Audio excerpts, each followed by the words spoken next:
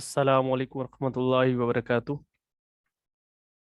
जी, उम्मीद है आप खैर खैरियत से होंगे, आफियत से होंगे।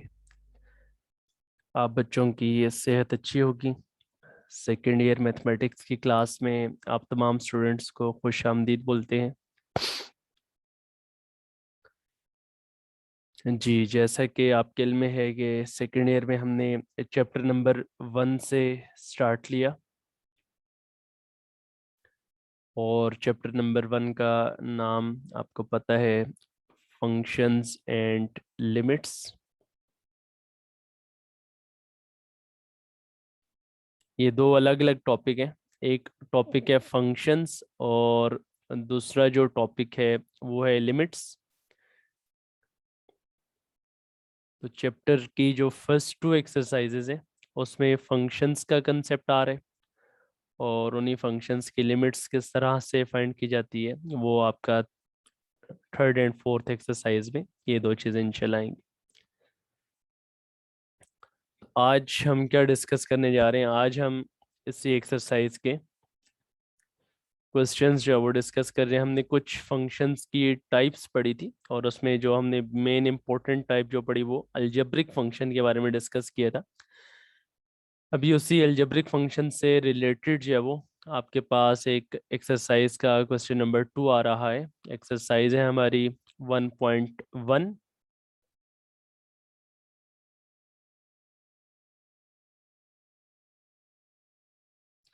और इसका क्वेश्चन नंबर 2 है जिसमें आपको कहा गया है find F of A plus H minus F of A upon H. इसकी वैल्यू आपने फाइंड करनी है और इसके चार डिफरेंट पार्ट्स हैं। फर्स्ट पार्ट में जो फंक्शन आपके पास गिवन है, एफ ऑफ एक्स जो गिवन है वो है 6x-9। 6x-9 ये आपके पास एक फंक्शन गिवन है और यहाँ पे आपने f of A plus H find करना है, एफ ऑफ ए फाइंड करना है और उसको फिर आपने डिवाइड कर देना है, किससे? एच से डिवाइड कर देना है। तो बहुत ही आसान सवाल, किस तरह से आप इसको फाइंड कर सकते हैं? जी, फाइंड करने का मेथड क्या होगा? सिंपल, आपने पहले सेपरेटली एक्स की जगह पे हम क्या पुट कर लें, ए प्लस एच पुट कर लें। तो जहाँ जहाँ पे फंक्शन में एक्स आ रहा है वहाँ पे आप क्या पुट कर लें, ए प्लस एच।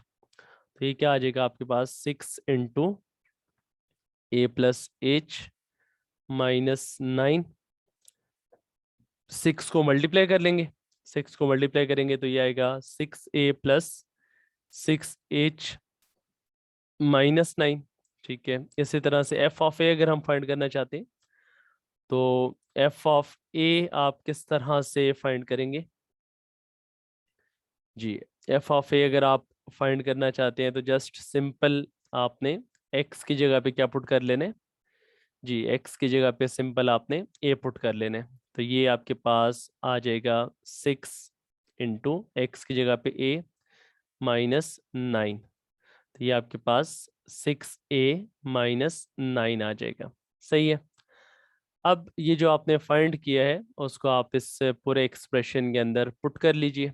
ठीक है, ताकि आपके पास फाइनली क्या आंसर आ रहा है वो आपने यहाँ पे फाइंड करने।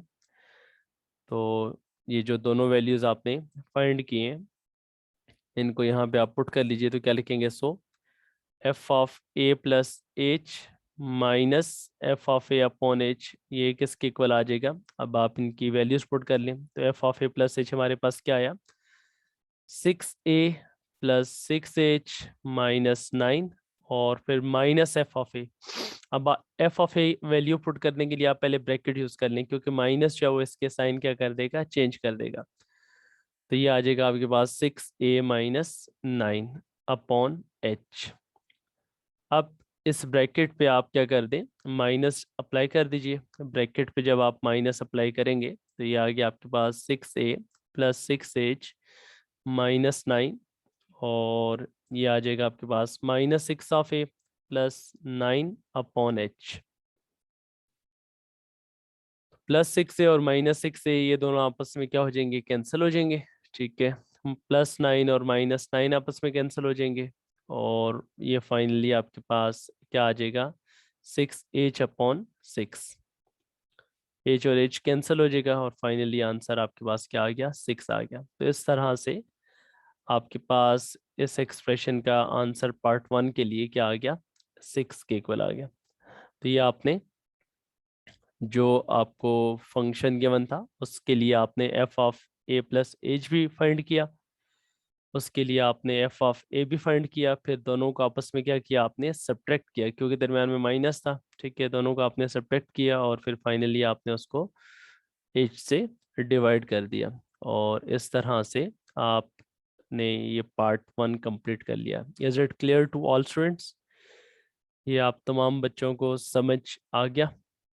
तो आप मैसेज में बता दीजिए अगर किसी भी स्टूडेंट को कोई कंफ्यूजन, कोई प्रॉब्लम, कोई कंसेप्ट समझ नहीं आया, कोई स्टेप समझ नहीं आया, तो आप टेक्स्ट मैसेज में या ऑडियो में सवाल पूछ सकते हैं। जी जी, is it clear to all? तमाम बच्चों को समझ आ गया? सही। हाँ बेशक, आप फॉरवर्ड टू ऑल कर दिया करें, ठीक है, सही है, मैक्सिमम बच्चों ने सही है, सही है, ओके हो गया, ठीक है।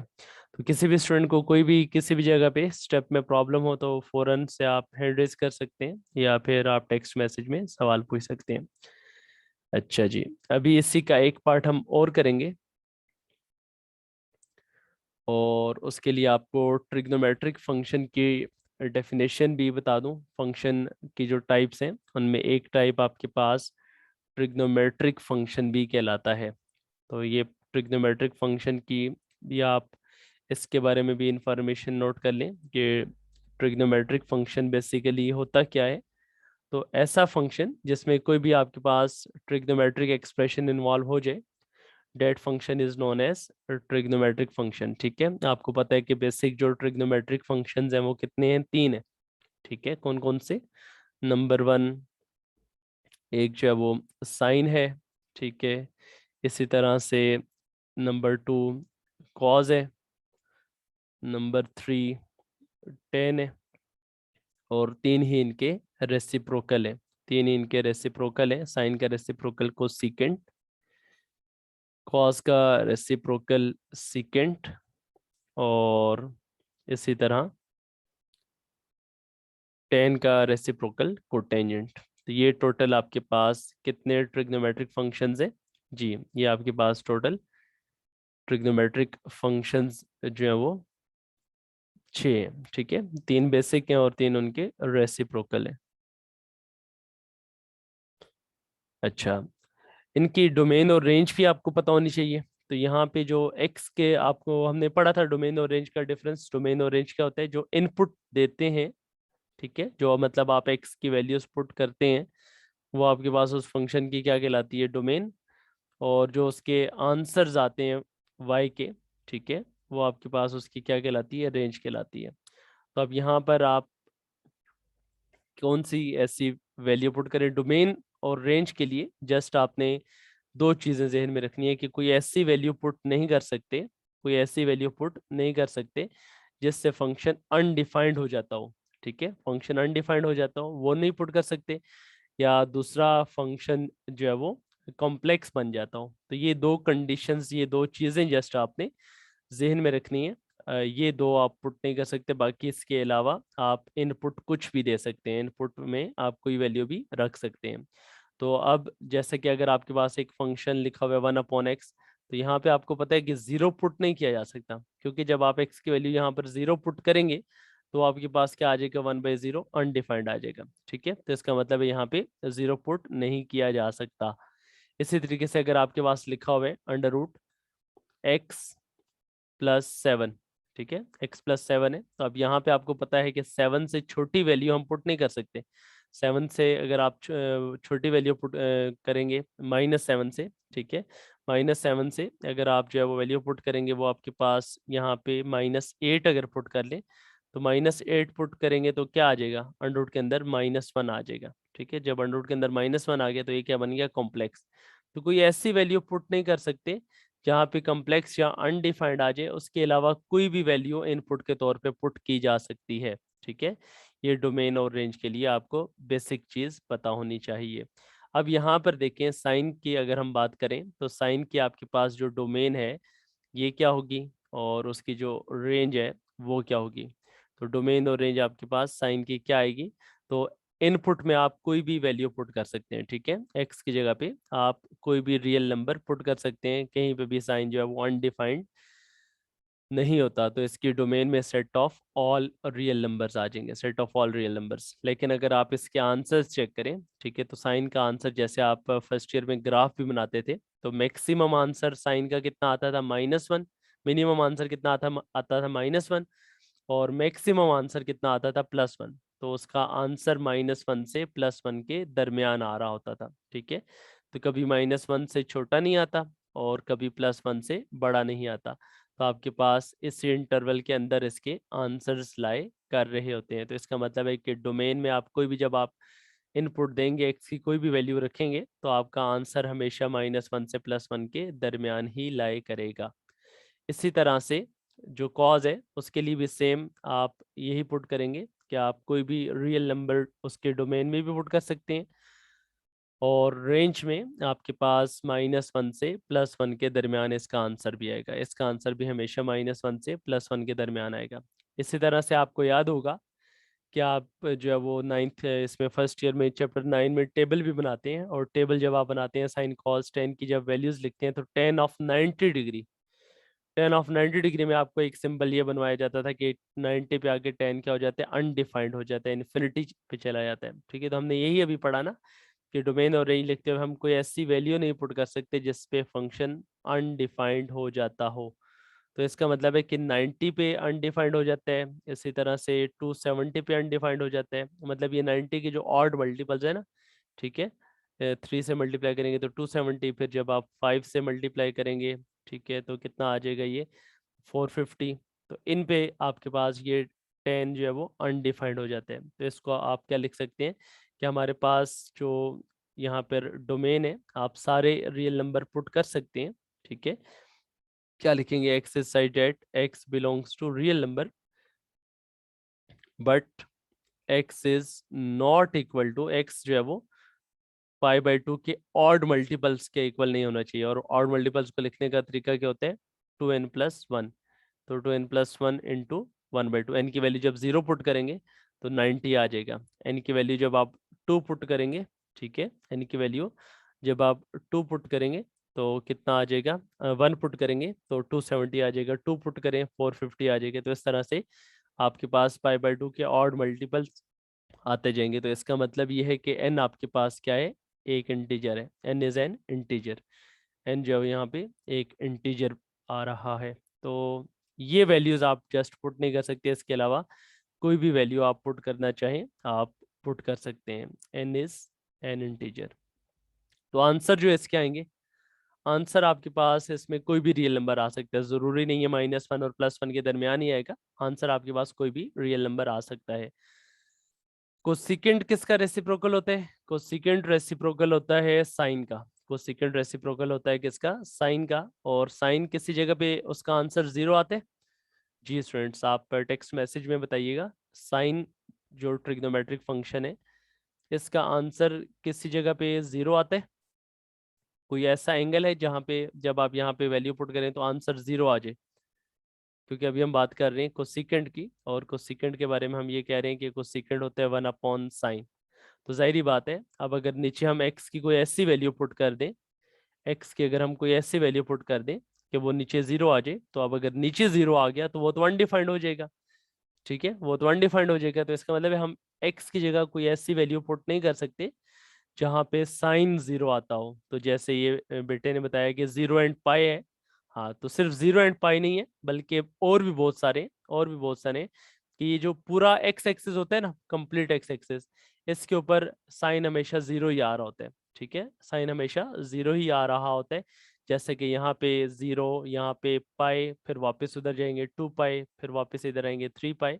तो इसका मतलब ये है कि एक्स एक्सिस के ऊपर साइन हमेशा 0 आते हैं। तो इनपुट में फिर हम इसका मतलब है बाकी तो सारे रियल नंबर पुट कर सकते हैं, x is such that x belongs to real number, कोई भी हम रियल नंबर पुट कर सकते हैं, लेकिन हम क्या नहीं पुट कर सकते, x is not equal to n pi. ठीक है, एक्स जो है वो एन पाई के इक्वल नहीं होना चाहिए, और एन क्या है, एन यहाँ पर भी आपके पास क्या है, एक इंटीजर है। एन की वैल्यू 0 होगी तो 0 आ जाएगा, 1 पुट करेंगे तो 1 पाई, 2 पुट करेंगे तो 2 पाई, 3 पुट करेंगे 3 पाई। तो यहाँ पे आपके पास क्योंकि वो साइन 0 हो जाता है और कोसेकेंट 1 अपॉन साइन होता है, तो इस वजह से वहां पे वो अनडिफाइंड हो जाएगा। बाकी अगर आप इसकी जो रेंज देखें, साइन के बरक्स होगी। ठीक है, साइन में क्या था, साइन में तो आपके पास कोई आंसर वन वन से बड़ा नहीं आ सकता, जबकि इसमें सारे के सारे आंसर वन से क्या आएंगे, बड़े आएंगे या मैक्सिमम इक्वल आ सकते हैं। और यहाँ पे था कि y is less than equal to, y is greater than equal to -1, मतलब -1 से छोटा नहीं आ सकता। ठीक है, तो यहाँ पे आपके पास है कि -1 से छोटे या उसके बराबर आएंगे। ठीक है, उस उन साइन का चेंज कर दिया आपने, साइन के जो साइन थे कि y is less than equal to 1 था, यहाँ पे क्या आ गया, y is greater than equal to 1। और ऊपर क्या था, y is greater than equal to -1 था, और यहाँ पे क्या आ गया, y is less than equal to -1। तो इस तरह से ये आपने कोसेकेंट की डोमेन और रेंज बता दी। इसी तरह सीकेंट, सीकेंट किसका रेसिप्रोकल है, सीकेंट हमें पता है secant is reciprocal of cause. Secant cause का रेसिप्रोकल है, तो जब ये कॉज का रेसिप्रोकल है तो इसका मतलब है कॉज भी तो किसी जगह पे 0 हो जाता है। तो जिस तरह से अभी आपको बताया कि एक्स एक्सिस पे साइन 0 होता है, इसी तरह से वाई एक्सिस पे कॉस 0 होता है। ठीक है, इसी तरह से वाई एक्सिस पे कॉस 0 होता है, और वाई एक्सिस पे क्या क्या आ जाता है, यहाँ पे पाई/2 आ जाता है, नीचे आएंगे तो 3 पाई/2 आ जाएगा, ऊपर जाएंगे तो 5 पाई/2, फिर नीचे आएंगे तो 7 पाई/2। तो इस तरह से ये आपके पास पाई/2 के ऑड मल्टीपल्स चलते जाएंगे। यहाँ पे साइन क्या हो जाते हैं, कॉज क्या हो जाते हैं, 0 हो जाते हैं। तो इसका मतलब है कि सीकेंट जो होता है वो 1 अपॉन कॉज होता है। जब सीकेंट 1 अपॉन कॉज होता है तो अब आपने यहाँ पर कॉज की कोई ऐसी वैल्यू पुट नहीं करनी, एंगल में एक्स की कोई ऐसी वैल्यू पुट नहीं करनी कि जहाँ पे आपके पास ये अनडिफाइंड हो जाए। तो अभी आपको बताया कि ऑड मल्टीपल्स ऑफ पाई/2 पे अनडिफाइंड हो जाते हैं, इस वजह से वो हम पुट नहीं करेंगे। ठीक है, तो फिर हम क्या लिखेंगे, x is such that x belongs to real number, बाकी तो सारे रियल नंबर इंक्लूडेड होंगे, लेकिन एक्स किसके इक्वल नहीं होगा, x is not equal to पाई/2 के ऑड मल्टीपल्स। और ऑड मल्टीपल्स लिखने का तरीका भी बताया कि 2n+1 फॉर्म में नॉर्मली लिख सकते हैं। ठीक है, तो जब आप n की जगह पे 0 पुट करेंगे, वेयर n, अब हर एक में हम कह रहे हैं कि n क्या है, n is an integer, n जो है वो एक इंटीजर है, तो 0 पुट करेंगे तो पाई/2 आ जाएगा।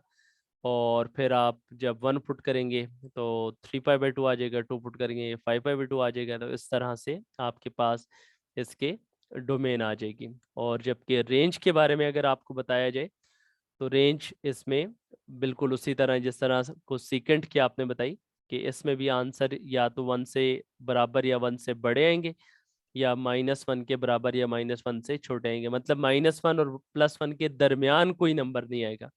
जबकि साइन और कॉस में क्या था कि सारे नंबर्स -1 और +1 के दरमियान आ रहे थे। ठीक है, इंक्लूडिंग -1 एंड +1।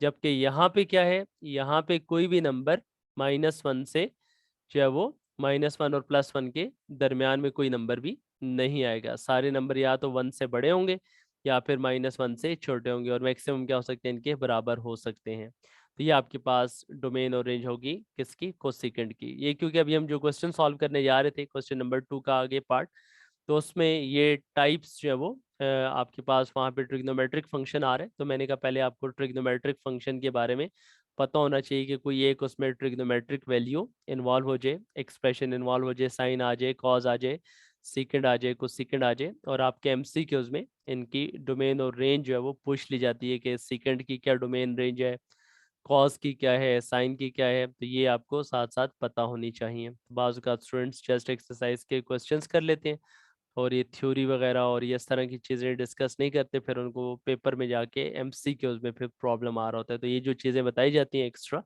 इनको लाजमी आप अपने नोट्स में इसको मेंशन किया करें, ताकि जब भी आप प्रिपेयर करें तो ये चीज़ें भी साथ साथ प्रिपेयर हों, और ताकि आपके एमसीक्यूज की तैयारी भी साथ साथ मुकम्मल हो जाए। अब लास्ट है कॉट की हम बात करते हैं, और उसके बाद क्वेश्चन के हम नेक्स्ट पार्ट की तरफ चल रहे हैं। तो कॉट हमें पता है किसका रेसिप्रोकल है, कॉट रेसिप्रोकल है टेन का। ठीक है, और टेन के बारे में आता है कि टेन कहाँ कहाँ पे 0 होता है, ठीक है, 10 का आंसर कहाँ कहाँ पे जीरो होता है जी। 10 आपको पता होना चाहिए कहाँ कहाँ पे जीरो होता है जी। जहाँ पे साइन जीरो होता है ना एक्स एक्सेस पे ही 10 भी जीरो होता है, एक्स एक्सेस पर ही 10 भी जीरो होता है। मतलब कि आपके पास यहाँ पे जीरो पे, पाई पे, 2 पाई पे, 3 पाई पे, ठीक है। तो एक्स एक्सेस पे 10 भी जीरो होता है।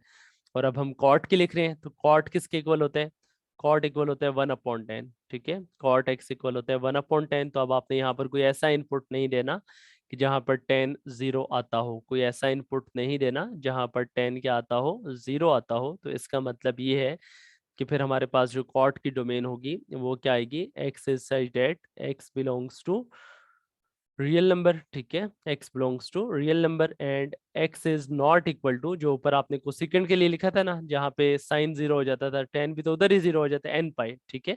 x is not equal to n pi. और n क्या है, where n is an integer, n जो है वो यहाँ पर एज एन इंटीजर के तौर पे हम उसको रिप्रेजेंट कर रहे हैं। और साथ में आपको पता है कि इस तरह सेट बिल्डर नोटेशन में जब लिखा जाता है तो ब्रैकेट्स आप लगा दें, सही है। पूरी डिटेल आपने बता दी कि आपके पास कौन से नंबर आप पुट कर सकते हैं और कौन से नंबर पुट नहीं कर सकते हैं, सही है। और रेंज के बारे में, जो कॉट की रेंज है, ये भी आपके पास 10 की तरह कोई भी रियल नंबर इसमें आ सकता है, आउटपुट के तौर पे कोई भी रियल नंबर आ सकते हैं, ठीक है। और रियल नंबर्स के बारे में आपको फर्स्ट ईयर में डिटेल्ड में बताया गया कि रियल नंबर्स क्या होते हैं, union of rational and irrational.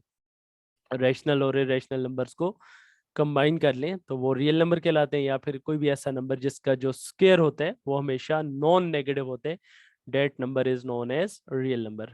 जिसका स्क्वायर हमेशा नॉन नेगेटिव आता है वो आपके पास क्या कहलाता है, रियल नंबर कहलाता है। तो ये अभी हमने एक्सरसाइज 1.1 क्वेश्चन नंबर 2 का एक पार्ट किया, और अभी हम एक पार्ट और करेंगे, ठीक है। वो भी शॉर्ट सा पार्ट है, वो अभी हम मुकम्मल कर लेते हैं ताकि हमारा जो क्वेश्चन नंबर 2 है वो आज के क्लास में मुकम्मल हो जाए।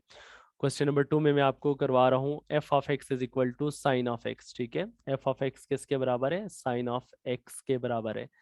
इसके लिए भी आपने फाइंड वही करने जो अभी आपको प्रीवियस फाइंड करवाया था, F of A plus H minus F of A upon H, ठीक है। ये आपने फाइंड करना है, तो जस्ट सिंपल वैल्यू इसमें डायरेक्ट ही पुट कर लें। तो डायरेक्ट आप इसमें अगर वैल्यू पुट कर लें तो क्या बनेगा ये जी। यहाँ पे जब आप वैल्यू पुट करेंगे तो ये आपके पास आ जाएगा F of A plus H. तो F of A plus H क्या आएगा जी, F of A plus H में आपके पास ये आ जाएगा साइन ऑफ एक्स। एक्स की जगह पे क्या आ जाएगा जी, एक्स की जगह पे आ जाएगा ए प्लस एच और minus F of A. F of A में भी वही साइन ऑफ एक्स की जगह पे ए पुट कर दिया अपॉन एच। तो यहाँ पे आप देखें आपके पास ये बन रहा है formula sine of P minus sine of Q. तो sine of P minus sine of Q का फार्मूला आपने फर्स्ट ईयर में पढ़ा कि sine P plus sine Q किसके बराबर होते हैं। तो sine P plus sine Q का फार्मूला अगर आपको याद नहीं है तो नोट कर लें। Sine P plus sine Q का फार्मूला नोट कर लें किसके बराबर होता है, वो यहाँ पे हम मेंशन भी कर लेते हैं जी। Sine P minus sorry sine P minus sine Q, इसका फार्मूला आप रिकॉल कर लें। ये इक्वल था 2 times cos of P plus Q by 2 into sine of P minus Q by 2, ठीक है। तो प्रोडक्ट सम और डिफरेंस को प्रोडक्ट में कैसे चेंज करते थे और प्रोडक्ट को सम और डिफरेंस में कैसे चेंज करते थे, जो आपका 10.2 में फार्मूलाज यूज हुए थे, ठीक है। तो वो फार्मूला यहाँ पे हम अप्लाई कर रहे हैं। तो ये जो ए प्लस एच है ये एज ए पी कंसिडर हो रहा है, ठीक है। और जो आपके पास सिर्फ ए है वो एज ए क्यू कंसिडर हो रहा है। तो ये फार्मूला जब आप इस पे अप्लाई करेंगे तो it becomes 2 times cos of P plus Q, मतलब A plus H plus A upon 2 into sine of P minus Q, मतलब A plus H minus A upon 2। और नीचे जो डिवाइडेड बाई एच है वो अपनी जगह पे as it is, divided by h अपनी जगह पे एज इट इज आ गया। और अब आप ये 2/h को बेशक शुरू में लिख लें, और कॉज के एंगल के अंदर ये जो एडिशन हो रही है ए प्लस ए कितना आ जाएगा, ए प्लस ए 2 ए हो जाएगा। तो 2a प्लस एच अपॉन 2 आ गया। और इसी तरह से प्लस ए और माइनस ए आपस में क्या हो जाएंगे, कैंसल हो जाएंगे, और ये आ जाएगा एच अपॉन 2 आ जाएगा। और यहाँ पर भी अगर लास्ट स्टेप में आप अलग अलग डिवाइड करवा दें तो 2a/2 करेंगे तो a रह जाएगा प्लस h/2 आ जाएगा। ठीक है, 2a को अलग 2 पे डिवाइड कर लिया और h को अलग 2 पे डिवाइड कर लिया, तो ये आपके पास इसका फाइनल आंसर आ गया। ठीक है, ये आपके पास इसका फाइनल आंसर आ गया पार्ट नंबर 2 का। ठीक, जिसमें आपने f of A plus H minus F of A upon h find करना था। तो उसके लिए आपने f of A plus H और एफ ऑफ ए पुट करके उस पर फिर आपने sine P minus sine Q का फार्मूला अप्लाई कर लिया। Sine P minus sine Q का फार्मूला अप्लाई करके फिर आपने डिवाइडेड बाई एच भी था और फिर देन आपने उनकी सिंप्लीफिकेशन कर ली और आफ्टर सिंप्लीफिकेशन ये आपके पास इसका फाइनल आंसर आ गया। जी, is it clear to all students? ये फार्मूला भी आपको पता होना चाहिए जो हमने फर्स्ट ईयर में पढ़ा था।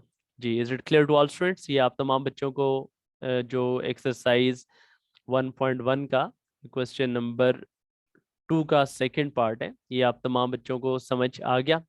तो आप टेक्स्ट मैसेज में इन्फॉर्म कर दीजिए और अगर किसी का कोई सवाल है तो बिल्कुल आप टेक्स्ट मैसेज में क्वेश्चन भी पूछ सकते हैं, ऑडियो में भी पूछ सकते हैं, दोनों ऑप्शंस आपके पास मौजूद हैं। जी, मैक्सिमम बच्चे कह रहे हैं कि ओके है। ठीक है, तो स्टिल भी अगर किसी भी बच्चे का कोई भी कन्फ्यूजन हो, कोई भी प्रॉब्लम हो तो बेटे यू कैन आस्क क्वेश्चन, आपके पास यहाँ पे ऑप्शन मौजूद है, बिल्कुल आप सवाल पूछ सकते हैं। जी, चले, तो ये हमारा क्वेश्चन नंबर 2 के 2 पार्ट्स हो गए और जो बाकी 2 पार्ट्स हैं, ठीक है, रिमेनिंग 2 पार्ट्स, वो आपका होमवर्क है। ठीक है, वो आपका होमवर्क है। होमवर्क में आपने क्या करना है? जी, होमवर्क में आपने इसी क्वेश्चन के 2 पार्ट्स करने हैं। ठीक है, part number 3 and part number 4 वो किससे रिलेटेड है? जो पार्ट नंबर 3 है वो पार्ट 1 से रिलेटेड है। ठीक है, और जो पार्ट 4 है वो पार्ट 2 से रिलेटेड है। ठीक है, और इसमें आपने cos p minus cos q का फार्मूला अप्लाई करना है। तो एक्सरसाइज 1.1 इसका जो क्वेश्चन नंबर 2 के पार्ट 3 और पार्ट 4 है, ये आपने प्रैक्टिस करने हैं, ये आपने ट्राई करने हैं और आफ्टर कंप्लीशन मुकम्मल करने के बाद आपने इसको मुझे सेंड भी कर देना है। ठीक है, पिक्चर्स आप मुझे व्हाट्सएप पे शेयर कर दीजिएगा। सही है, तो एक आपके जस्ट इस पे कोई 5-7 मिनट लगेंगे, 5-7 मिनट में आपके ये दोनों पार्ट्स हो जाएंगे ताकि मुझे अंदाज़ा हो जाए कि आपने तमाम बच्चों ने कर लिया। और उसकी पिक्चर लेकर फिर मुझे मेरे साथ शेयर कर दीजिएगा और cos p minus cos q का फार्मूला भी नोट कर लें अगर वहाँ पे, क्योंकि यूज़ होगा। अगर किसी बच्चे को फार्मूलाज याद नहीं है तो ये फार्मूलाज याद भी कर लें। तो cos p minus cos q का फार्मूला क्या बताया गया था?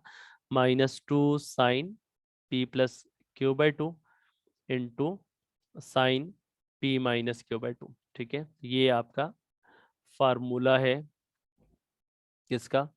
जी, ये आपका पास फार्मूला है cos p minus cos q का। तो ये इस फार्मूला को आपने अप्लाई करना है। चले, तो फिर आज का सेशन हम यहाँ पे एंड कर रहे हैं। इंशाल्लाह आप बच्चों से मैं जस्ट आपकी अटेंडेंस मार्क कर लिए। ठीक है, इंशाल्लाह आपसे फिर कल मुलाकात होगी। कल हम आगे जो है वो फंक्शंस के बारे में मज़ीद डिस्कशन करेंगे और होपफुली आज का सेशन आप तमाम बच्चों को ओके हो गया होगा। रेगुलर रहें, पंक्चुअल रहें, साथ साथ जो पढ़ाया जा रहा है इसको आप अपने नोट्स पे साथ साथ नोट करते जाएं ताकि आपके प्रॉपर नोट साथ में मेंटेन होते जाएं, ताकि लास्ट पे जब आप रिवीजन करेंगे, रिवीजन में आपको रिवीजन में आसानी हो जाए। ठीक है, चलें, आज की क्लास हम यहाँ पे एंड कर रहे हैं। इंशाल्लाह फिर नेक्स्ट क्लास में आप बच्चों से मुलाकात होगी। नेक्स्ट क्लास तक के लिए अल्लाह हाफिज़। ओके स्टूडेंट्स, नेक्स्ट क्लास तक के लिए अल्लाह हाफिज़।